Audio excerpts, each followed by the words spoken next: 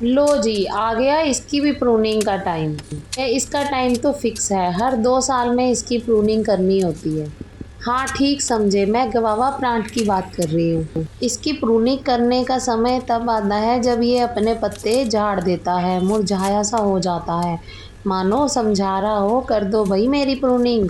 डर सा भी बना रहता है, कहीं इस प्लांट का जाने का समय तो नहीं आ गया। डरते डरते शुरू कर दी इसकी प्रूनिंग। ले लिए हाथ में कटर, बस फिर क्या था, हो गई शुरू। एक एक करके सारी टहनियों की बारी आ गई। काम मैंने सुबह सुबह शुरू कर दिया था। धूप के समय ये काम करना सही नहीं रहता, प्लांट के मरने का डर सा बना रहता है। इसलिए मैंने सुबह का समय ही चुना। थे काफी हद तक सूख चुके थे, जड़ें इतनी फैल चुकी थी, तो ये डर बना हुआ था कहीं गमला ही ना तोड़ना पड़ जाए। गमले में से सेफ पौधे को निकालना मेरे लिए एक चैलेंज था। मिट्टी में थोड़ा सा मॉइस्चर किया और लगी खुरपी से को निकालने। खुरपी चलती रही और मैं मिट्टी धीरे धीरे से निकालती रही। पेड़ों के पास खुरपी को नहीं लेके गई, डर सा बना हुआ था कहीं कुछ ज़्यादा ना लग जाए प्लांट को। इसी तरीके से संभालते हुए इसे खाली करने लगी। हाथ बहुत बुरी तरह से गंदे हो चुके थे। अभी क्या बताऊँ, काफ़ी हद तक थक भी चुकी थी। धीरे धीरे मेरी छत पर धूप का आगमन भी हो रहा था।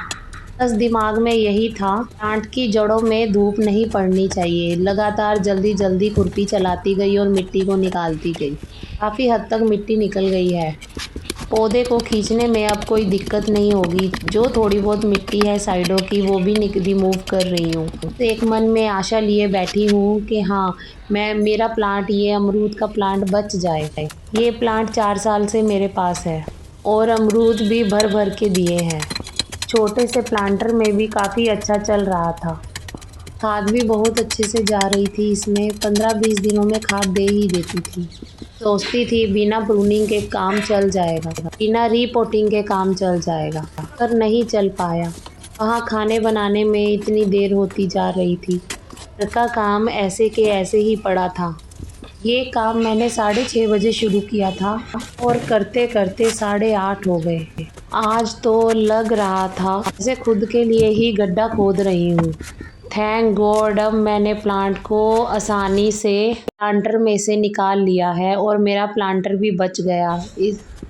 इसको मैंने छाया वाले स्थान पर शिफ्ट कर देना था, क्योंकि रीपोर्टिंग किए गए प्लांट को 2-3 दिन के लिए छाया वाली जगह पर रखा जाता है।